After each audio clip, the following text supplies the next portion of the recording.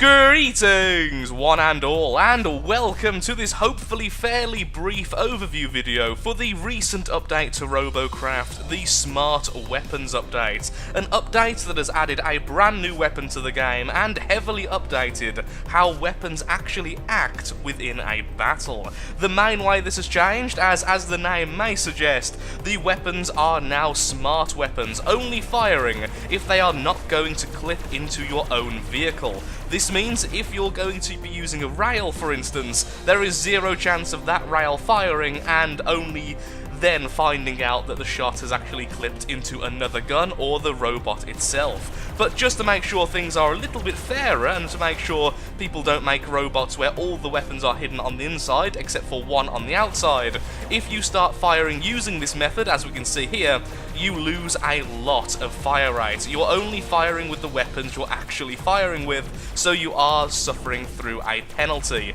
meaning building is still quite important when it comes to at least weapon placement. So with that out of the way, let's get into the most exciting addition, the new weapon.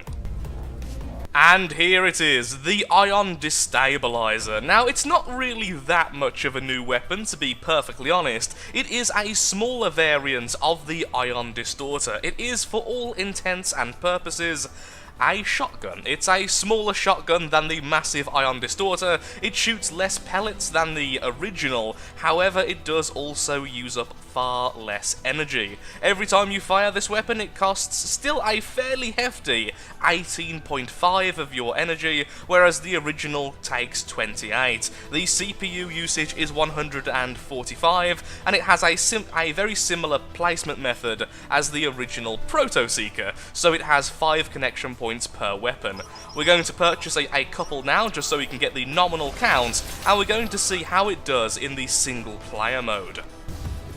Sadly, it seems like the servers are going through a bit of a meltdown. I can't queue up for any real battles, and the single player is devoid of enemy robots. But at least while we're here, we can show a few things. First of all, the fire rate of this weapon, as we can see, is actually very good when you're using the nominal count, which this poor test robot is indeed using. This poor robot gets more deformed with every single patch, it seems. So we are still going to run out of energy very quickly, as if we were using the larger shotgun. Of course, the problem is this takes up a lot more CPU than just one large shotgun, but does provide a lot in the way of redundancy. And of course, we can also show off the fact of the smart weapons working here as well, and actually not being too bad for our fire rates. I find that weapons with slower fire rates are less affected negatively by the smart weapons when they're all not firing at once. But before we go back to the main menu and have a look at the whole host of UI changes to the game, we can quickly respawn to show a lovely new indication of when you are undergoing the passive regeneration that happens when you respawn. It's now obvious when either an enemy or an ally is undergoing the regeneration, so you don't waste shots. That's something I have been wanting since the advent of the regeneration system after respawning, so I am really happy that that's now happened. Back to the main menu. The changes to the UI are in a very high number, so I won't be covering every single change right now, so if you would like to see the full patch notes, like all update videos, the link will be in the description. The first thing I would like to say though is there is now a change to hovers. Hovers can now finally be used with strafe mode, which is very, very good indeed. We can find that using the new UI in the settings for each robot, and then going for keyboard controls, which is the strafing, I believe, or the camera. Actually, the other way around, it's the camera control steering, which is the strafe mode, so the robot will point towards where the camera is pointing.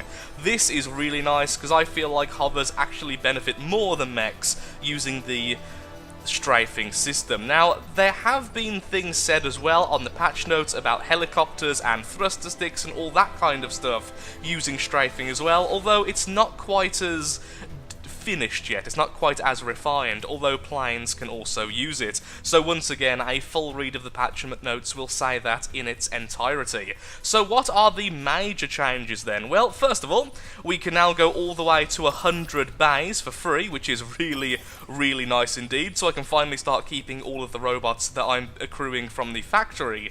But also, we can actually move them around. Now this is a very, very small change, but I absolutely love it. Just the fact we can actually move the robots in order, for a lot of people, that means absolutely nothing. For someone like me, it's absolutely lovely. When we press the play button, as we can see, it's all nice and laid out now, rather than the old shape, which I think is a lot easier to understand. And when you go into editing the robot, which you can either go into from pressing play and edit, selecting a block, or simply pressing the hotkey, you can see things are different here as well. When you are holding a block, the CPU count at the bottom, which is now a lot more obvious, will actually show you how much CPU it will increase it by if you add this block. So as we can see, we add it using the mirror mode, and it's moving up to the point it is highlighting, all the way to the maximum CPU. So that's really nice. It just makes it a lot easier when you're building and you don't end up trying to place something and then getting the error message simply saying, oh, by the way,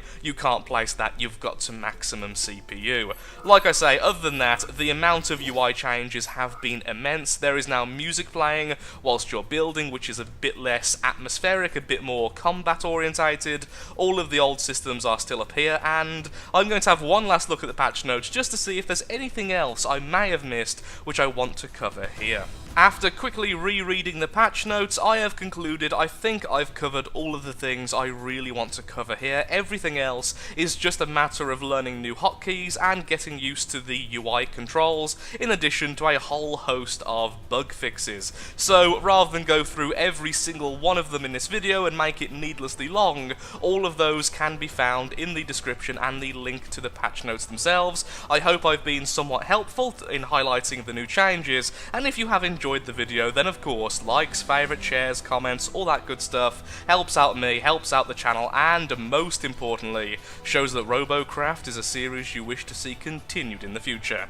I'm going to be playing around a little bit more now with strafing hovers and using the smart weapons to my advantage, and hopefully I'll actually get a build video out soon with a bit of combat. So, thank you for watching, and I'll see you soon. Goodbye.